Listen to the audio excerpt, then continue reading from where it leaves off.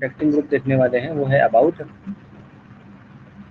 Protection of carbonyl group, and उसके बाद हम देखेंगे प्रोटेक्शन ऑफ, इसी के अंदर कार्बोक्सिलिक एसिड भी आ जाएगा, और एक और देखेंगे लास्ट प्रोटेक्शन ऑफ एमीन जो होता है। ठीक हो गया? और इतना ही आपका सिलेबस है। प्रोटेक्टिंग ग्रुप खत्म, इसके बाद रिंग सिंथेसिस और एक मेटल वाला पार्ट और बचेगा, वो छोटे पार्ट हैं, इससे ज़्यादा छोटे हैं। तो 3 से 4 दिन में सिलेबस कंप्लीट है। तो सबसे पहले देखिए हेडिंग क्या है, प्रोटेक्शन ऑफ कार्बन ग्रुप। मैं पीडीएफ प्रोवाइड कर दूंगा, ठीक है, ग्रुप में ही पीडीएफ डाल दूंगा। So principle of protection of carbon compound, जैसे कल प्रोटेक्शन प्रिंसिपल बताया था अल्कोहल के लिए। So the ability of the carbonyl group, the ability of a carbonyl group to act both as electrophile and a nucleophile. Carbonyl group दोनों की तरह मतलब रिएक्ट कर सकता है। ये एज अ बिहेव करता है इलेक्ट्रोफाइल भी, और ये एज अ न्यूक्लियोफाइल भी बिहेव कर सकता है। ठीक है ना? जब O के पास नेगेटिव चार्ज वो एक्सेप्ट कर लेगा तो न्यूक्लियोफाइल बन जाएगा। जब पाई बॉन्ड है तो वहाँ पे इलेक्ट्रोफाइल की तरह बिहेव कर रहा है, क्योंकि इस कार्बन पे आप कोई भी इलेक्ट्रोफाइल आके अटैक कर सकता है, न्यूक्लियोफाइल अटैक कर सकता है। तो इसीलिए इलेक्ट्रोफाइल और न्यूक्लियोफाइल दोनों की तरह बिहेव करता है। It is make it very important in the formation of carbon carbon bond. Both these aspects of carbonyl reactivity is illustrated bye aldol. Aldol reaction पढ़ी होगी आपने, एल्डोल कंडेंसेशन होता है ना, जो कि बेसिडिक कंडीशन में भी हो जाता है, एसिडिक कंडीशन में भी हो जाता है। तो यहाँ पर हमने लिखी हुई है बेस कैटेलाइज एल्डोल रिएक्शन। तो बेस कैटेलाइज एल्डोल रिएक्शन जब हमने यहाँ पे लिखी है, तो एल्डोल रिएक्शन क्या कहती है, आपके पास एल्डिहाइड या कीटोन होना चाहिए, but important condition is that उसके पास अल्फा हाइड्रोजन होना चाहिए। क्या होना चाहिए? अल्फा हाइड्रोजन होना चाहिए। तो आप देखोगे यहाँ पे ना 3 अल्फा हाइड्रोजन लगे हुए हैं, है कि नहीं? CH3 ग्रुप लगा है ना, मतलब 3 अल्फा हाइड्रोजन है। तो बेस क्या करेगा? प्रोटॉन एक्सट्रैक्ट करेगा, यहाँ पर जो नेगेटिव चार्ज आएगा वो यहाँ बैक करेगा, नेगेटिव चार्ज है ना, ये वाला बॉन्ड यहाँ शिफ्ट हो जाएगा। तो इसलिए यहाँ पर देखो एल्कीन, यहाँ नेगेटिव चार्ज आ गया। दूसरा एल्डिहाइड मॉलिक्यूल लिया, ये नेगेटिव चार्ज यहाँ अटैक करेगा और ये वाला बॉन्ड फिर यहाँ शिफ्ट हो जाएगा। तो आपको कुछ इस तरीके का कंपाउंड मिलेगा। बाद में हाइड्रोलिसिस कर देंगे, H पॉजिटिव, ये नेगेटिव इस H को ले लेगा, तो ये क्या बन गया? एल्डोल बन गया। क्या बन गया? ये एल्डोल बन गया। ठीक हो गया? तो ये तो बताइए बेसिक कंडीशन। इसी तरह से हम एसिड कैटालाइज रिएक्शन भी तो कर सकते हैं कि ऑक्सीजन के लोन पर अगर यहाँ H पॉजिटिव पर अटैक करेंगे तो इस तरह से बनेगा, फिर ये वाला बॉन्ड यहाँ शिफ्ट हो जाएगा, है ना, तो ये OH बन जाएगा। फिर इस पोजीशन पे पॉजिटिव चार्ज आएगा तो उसको न्यूट्रल करने के लिए यहाँ से H रिलीज होगा, तो ये एल्कीन बन गया। फिर दोबारा से वैसी रिएक्शन हो जाएगी, तो इससे भी वही प्रोडक्ट बनेगा। ठीक हो गया? तो मतलब एल्डोल रिएक्शन जो है वो आपका एसिडिक कंडीशन में भी हो सकती है और बेसिक कंडीशन में भी हो सकती है। मतलब ये बताया है हमने कि कार्बोनिल ग्रुप वाला जो रिएक्शन है वो दोनों इंपॉर्टेंस रखता है। एज इलेक्ट्रोफाइल भी बिहेव कर सकता है और एज अ न्यूक्लियोफाइल भी बिहेव कर सकता है। ठीक हो गया? So carbonyl chemistry is characterized by the nucleophilic attack at C double bond O, electrophile nucleophilic attack होता है, and by the enolate followed by alpha functionalization, base catalyze enolate formation. जो एल्डोल रिएक्शन ऊपर लिखी हुई है बस उसी के बारे में यहाँ पे लिखा हुआ है। ठीक हो गया? अब इसके बाद देखो आगे लिखा हुआ है, it occurs complete side reaction, it is difficult to avoid this protection of carbonyl group is an important requirement for successful organic synthesis। इसका मतलब ये बोल रहा है कि जब हम इस रिएक्शन को कैरिड आउट करते हैं, ठीक हो गया, since aldol reaction proceed rapidly या radially in the presence of catalytic quantities of acid और बेस। तो अगर एसिड और बेस प्रेजेंट है तो यहाँ पर जो कार्बोनिल ग्रुप है वो बहुत फास्ट रिएक्शन करते हैं। तो इस प्रोसेस को रोकने के लिए कि जो कार्बोनिल ग्रुप है वो रिएक्शन फास्ट ना करें, उस प्रोसेस को रोकने के लिए हमें क्या जरूरत पड़ती है? हमें ये जरूरत पड़ती है कि जो ये कार्बोनिल ग्रुप हैं हम इनका प्रोटेक्शन करें। क्या करें? अगर किसी रिएक्शन में, क्योंकि आपको पता होगा एल्डिहाइड बहुत ज़्यादा रिएक्टिव होता है, तो अगर कहीं पर इस तरीके की प्रोसेस आ रही है कि जहाँ पे दो फंक्शनल ग्रुप प्रेजेंट है, तो वहाँ पे आपको क्या करना है? एस्टर की रिएक्टिविटी को रोकना है। मतलब हम चाहते हैं कि एस्टर रिएक्शन ना करे, तो हम क्या करेंगे? प्रोटेक्शन करेंगे उसका। तो यहाँ पे आप प्रोटेक्टिंग ग्रुप आते हैं। देखिए acyclic acetal and ketal as protecting group of carbonyl compound. Acetal आपको कल मैंने बता दिया था, acetal are coming from aldehyde, जो एल्डिहाइड से बनते हैं वो एसिटल हैं, और जो कीटोन से बनते हैं वो कीटल्स हैं। जो कीटोन से बनेंगे वो कीटल, और जो एल्डिहाइड से बनेंगे वो एसिटल। तो द एसिटल, तो dimethyl acetal derivative of carbonyl compound are obtain by warming the compound in methanol or trimethyl orthoformate with an acid catalyzed HCl। ठीक हो गया? डाइमिथाइल एसिटल कंपाउंड को हम प्रिपेयर कर सकते हैं। कैसे? बोल रहे हैं ये वाला कंपाउंड यूज करो, साथ में आप ड्राई HCl और या पैरा टोसाइल हाइड्रोक्सिल ग्रुप यूज कर ले। Although many variation are possible, the trimethyl orthoformate process require no added reagent। अब देखो इसका मतलब क्या है? कि जैसे हमने ये कंपाउंड लिया तो कार्बन के ऊपर आप देख रहे हो 3 OMe ग्रुप लगे हुए हैं, 3 OMe ग्रुप लगे हुए, H पॉजिटिव लिया, कोई भी ऑक्सीजन के लोन पर इस H पॉजिटिव पे अटैक करेंगे, कर दिया यहाँ पे अटैक, ऑक्सीजन पर क्या चार्ज आएगा, पॉजिटिव चार्ज आएगा, एज सिंपल। अब यहाँ से क्या बाहर हो रहा है, देखो ये पूरा ग्रुप बाहर हो रहा है, क्या बाहर हो रहा है, MeOH ग्रुप यहाँ से बाहर हो रहा है, ये बाहर हुआ तो इस कार्बन पे पॉजिटिव चार्ज आएगा, इसको न्यूट्रल करने के लिए ऑक्सीजन के लोन पर यहाँ शिफ्ट हुए, तो कार्बन ऑक्सीजन में डबल बॉन्ड बन गया, अब ऑक्सीजन लोन पर डोनेट कर रहा है, इसलिए ऑक्सीजन पर क्या आया, पॉजिटिव चार्ज। अब दोबारा से देखो क्या होगा, यहाँ पर ये वाला बॉन्ड यहाँ की ओर शिफ्ट हो जाएगा, हो गया शिफ्ट, तो ये तो OMe बन जाएगा, बन गया ना OMe, तो ये दोबारा से न्यूट्रल हो गया। अब H2 आपको क्या देगा, H पॉजिटिव और OH नेगेटिव देगा, इसीलिए जब ये बॉन्ड यहाँ शिफ्ट होगा तो ये पॉजिटिव चार्ज आएगा, तो OH नेगेटिव इस कार्बन पे जाके जुड़ रहा है, ये जुड़ गया, जाके देखो लास्ट में फिर से MeOH क्या हो गया, बाहर हो गया, फिर उसके बाद ये ऑक्सीजन के लोन पर यहाँ आएंगे और यहाँ से ये H बाहर हो जाएगा, तो ये कुछ इस तरीके का कंपाउंड बन गया, देखो HCOOMe बन गया। और ये आपको पता है COMe कैसा ग्रुप होता है, this is kind of ester group होता है, कैसा ग्रुप होता है, एस्टर ग्रुप होता है, ठीक हो गया। तो यहाँ से इन्हें क्या कर दिया, ये बोल रहा है कि अगर हम यहाँ पर कहीं पे CO ग्रुप आ रहा है, क्या ग्रुप आ रहा है, कार्बोनिल ग्रुप आ रहा है, तो हम इसको OMe बना के उसका प्रोटेक्शन कर सकते हैं। तो जैसे यहाँ पर लिखा हुआ है, देखो कीटोन लिखा हुआ है, ठीक हो गया, ये एल्डिहाइड भी हो सकता है, कीटोन भी हो सकता है, डिपेंड करेगा कि R ग्रुप क्या है। तो अगर मैंने इसमें MeOH के साथ ट्राई HCl यूज़ कर लिया तो इस कार्बोनिल ग्रुप को क्या करता है, ये OMe में कन्वर्ट कर देता है। इसी तरह से देखो कार्बोनिल ग्रुप है, आप ये भी यूज़ कर सकते हो, MeO3CH, ठीक हो गया। इसको हम ये एक तरीके का ना रिएजेंट होता है, जो लिखा हुआ है ना मॉन्ट मॉरिलिनाइट क्ले, ये एक तरीके का रिएजेंट होता है जो यूज़ करते हैं। तो ये भी क्या करेगा, बस यहाँ से कार्बोनिल ग्रुप को हटा के उस पर OMe ग्रुप को अटैच कर देता है, ठीक है। ये सब प्रोटेक्शन ही लिखे हुए हैं यहाँ पे, देखो CHO एल्डिहाइड ग्रुप है, ये यूज़ अगर आप करोगे Me2SO4, ये कार्बोनिल ग्रुप को ऑक्सीजन पे वो हटा के OMe जोड़ देता है, ये भी एल्डिहाइड ग्रुप है, तो वही है OMe ग्रुप जोड़ देता है, इस तरह से एल्डिहाइड या कार्बोनिल ग्रुप का प्रोटेक्शन हो जाता है। अब आप बात ये आती है कि भैया प्रोटेक्शन तो कर लिया, अब जब रिएक्शन को प्रोसीड कर लेंगे तो क्लीवेज भी तो करना होगा ना।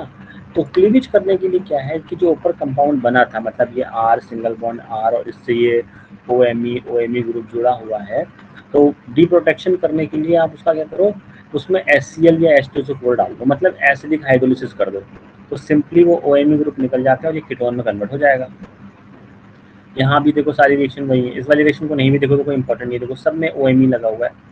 आप TS टोसाइल हाइड्रोक्साइड भी यूज़ कर सकते हो एसीटोन के साथ, H2O भी यूज़ कर सकते हो सिलिकॉन ऑक्साइड के साथ, या फिर वो ट्राई मिथाइल सिलेन आयोडाइड वाला रिएजेंट, देखो ये बहुत इंपॉर्टेंट रिएक्शन है, पूछी भी जाती है एग्जाम में, ठीक है।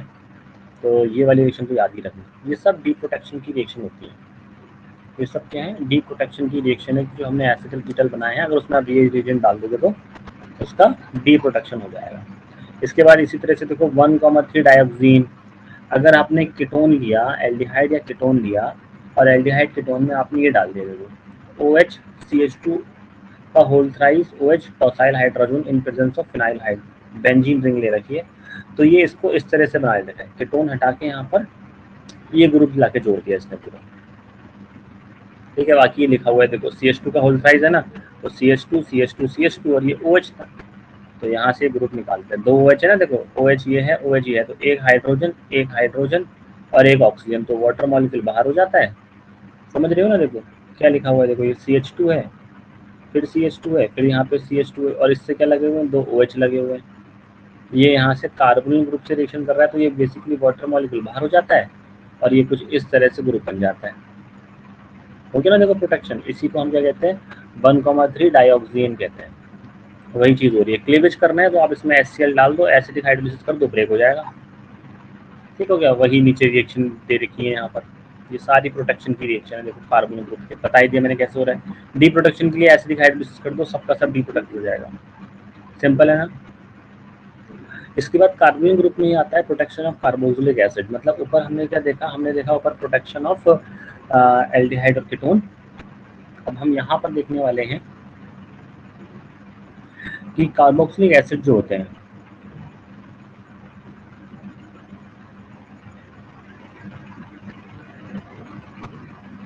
ठीक है, कार्बोक्सिलिक एसिड जो होते हैं उनका प्रोटेक्शन देखते हैं, ठीक है।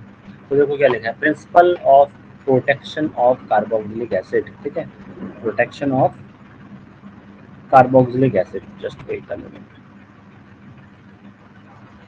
ठीक है। तो principle of protection of carboxylic acid क्या है कि proton removal from carboxylic acid present a threat to potentially valuable organometallic reagent, ठीक है। मतलब जो आपको पता है कि जो एसिड होते हैं, कार्बोक्सिलिक एसिड होते हैं, अगर ये एसिड है तो ये इजीली प्रोटॉन रिलीज कर सकते हैं, they can easily release proton, और अगर ये इजीली प्रोटॉन को रिलीज कर सकते हैं सो प्रोटॉन रिलीज करेंगे, एसिटेट आयन बनेगा, तो मेटल इससे रिएक्शन कर लेता है, क्या कर लेगा, क्योंकि आपको पता है मेटल जो होते हैं वो इलेक्ट्रो पॉजिटिव होते हैं, तो नेगेटिव उस पॉजिटिव को ले लेगा, और अगर नेगेटिव पॉजिटिव को ले लेगा तो मेटल वहाँ पर आकर अटैच हो जाएगा, तो ये ऑर्गेनोमेटालिक कंपाउंड बन गया, देखो RCOOM। तो इस तरीके के कंपाउंड ये बना सकते हैं। आगे लिखा है if the so form carboxylate leads to no undesirable secondary reaction and organometallic reagent is readily available, तो हम पर और कोई रिएजेंट चाहिए वो नहीं मिल जाता, वो नहीं मिल पाता है, मतलब रेडियली वहाँ पे ऑर्गेनोमेटालिक कंपाउंड यूज बन जाते हैं। Then use of an excess of reagent can bypass this problem. Usually neither these requirements applied and suitable carboxyl protecting group are needed. Furthermore, protection against enolization or attack by nucleophile may be necessary. Few protecting group meet all of these requirements. मतलब Easter and amides remove the problem of the carboxylic proton, means क्या बोल रहा है कि अगर हमको कुछ और रिएक्शन चाहिए कार्बोक्सिलिक एसिड के साथ और वहाँ पर हम ऑर्गेनिक बेस यूज़ कर रहे हैं, जैसे lithium, sodium Grignard reagent, organolithium, इस तरीके के बेस यूज़ कर रहे हैं, तो होता क्या है कि मेटल एक्सचेंज रिएक्शन बहुत फास्ट हो जाती है वहाँ पे, मतलब मेटल बहुत जल्दी अटैच हो जाता है, जबकि और रिएक्शन हो नहीं पाती है। तो इस प्रॉब्लम से ओवरकम होने के लिए हम वहाँ पे एस्टर, एमाइड ऐसे ग्रुप यूज़ कर सकते हैं जो रिएक्टिविटी को थोड़ा कम कर देते हैं, and later provide good protecting against nucleophile. तो हम इस कोशिश से बचने के लिए यहाँ पे कुछ ग्रुप यूज कर लेते हैं। देखो, carboxyl protection is required during the condensation of 2 amino acid with aid of a coupling agent from new peptide bond to prevent the formation of self-condensation product. One amino acid require a free carboxyl group and protecting amino group, and the others require a protecting group of carboxyl and free amino acid. मतलब बहुत simple सी चीज़ है, जब हम एक amino acid पढ़ते हो, जब आप एक एमिनो एसिड पढ़ते हो तो आपने पढ़ा होगा कि देखो नाम से समझ में आ रहा है कि एमिनो एसिड में एमीन ग्रुप भी होता है और इसमें एसिडिक ग्रुप भी होता है, यस और नो। एमिनो एसिड की जब हम बात कर रहे हैं तो एमिनो एसिड में क्या है, एमीन ग्रुप भी प्रेजेंट है और एसिडिक ग्रुप भी प्रेजेंट है। तो जब आप दो एमिनो एसिड को मिलाओगे तो ये हो सकता है कि वो आपस में कंडेंसेशन कर जाए, तो सेम ग्रुप का कंडेंसेशन हो जाए। तो इस प्रोसेस से ओवरकम होने के लिए यहाँ पर देखो एमीन ग्रुप को प्रोटेक्ट किया गया है और यहाँ पर कार्बोक्सिल ग्रुप को प्रोटेक्ट किया गया है। तो यहाँ पर आपको एमीन ग्रुप दिखाई दे रहा होगा और यहाँ पे आपको कार्बोक्सिलिक एसिड ग्रुप दिखाई दे रहा होगा। इस तरह से जब रिएक्शन होगी तो इसका कार्बोक्सिलिक ग्रुप यानी कि इसका एसिडिक ग्रुप इसके बेसिक ग्रुप से रिएक्शन कर पाएगा, तो ये एसिड बेस रिएक्शन हो जाएगी। क्या हो जाएगी, एसिड बेस रिएक्शन हो जाएगी। लेकिन अगर प्रोटेक्शन नहीं किया तो फिर ये रिएक्शन हो नहीं पाती, ठीक है। पीजी का मतलब प्रोटेक्टिंग ग्रुप। इसी तरह से देखो मिथाइल एस्टर लिख रखा है, यहाँ पे RCHOH है, ये एमिनो एसिड है कोई, और इस एमिनो एसिड में हमने इसका एमिनो ग्रुप को प्रोटेक्ट किया हुआ है, लो पीएच है, pH 7 पर, ठीक है। फिर CH2CH3 से रिएक्शन कराइए तो उसको कन्वर्ट कर रहा है CHCOCH3 में।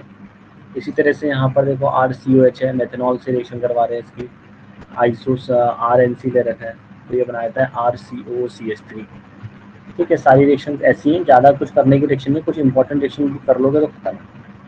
बाकी उसके बाद जब आपने एक बार प्रोटेक्शन कर दिया, आज जैसे कि RCOH से हमने इसको RCOCH3 बना दिया, तो आप इसमें Me3SiCl डाल सकते हो, आप इसमें BBr3 डाल सकते हो, या आप इसमें पोटेशियम ऑक्साइड ये कंपाउंड डाल सकते हो CH2Cl2 के प्रेजेंस में या NaI की प्रेजेंस में, तो ये इसको एसिड बना देता है। ये इसके डिप्रोटेक्टिंग रिएजेंट है, इनको याद रख लेना, ठीक है।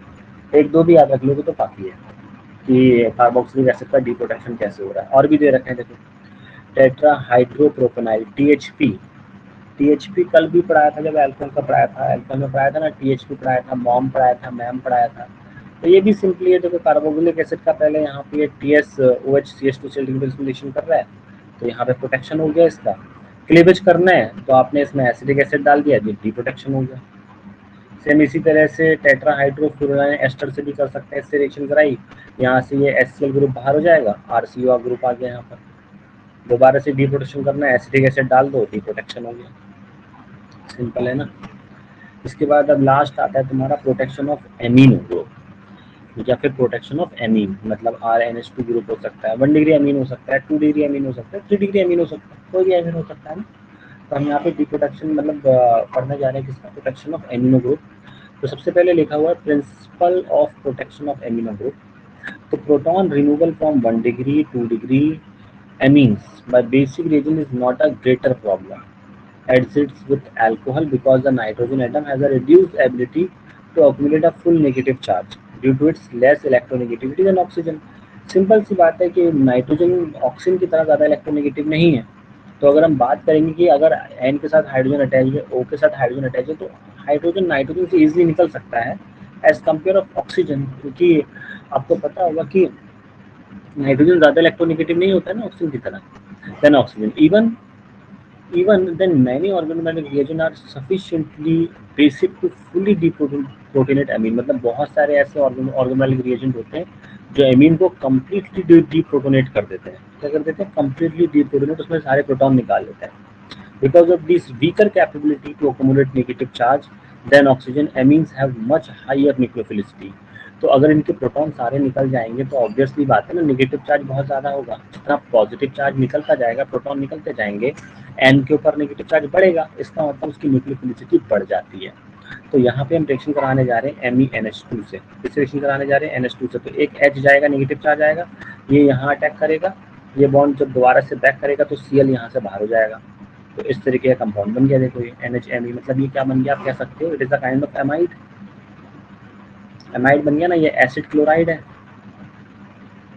और एसिड क्लोराइड से क्या बन गया, ये एमाइड बन गया। आगे देखो, इसी तरह से ले रखा है हमने मिथाइल कार्बामेट। मिथाइल कार्बामेट से हम पहले क्या करेंगे, एमीन से रिएक्शन कराई। ये एमीन से रिएक्शन करेगा in presence of ClCO CH3 then NaOH। तो ये क्या करता है, जो H है उसको हटा के COMe ग्रुप लगा दिया। ये जो पूरा ग्रुप दिखाई दे रहा है, देखो HCl बाहर निकल गया, बस इतना सोच लो, HCl बाहर निकल गया, COCH3 आके यहाँ जुड़ गया।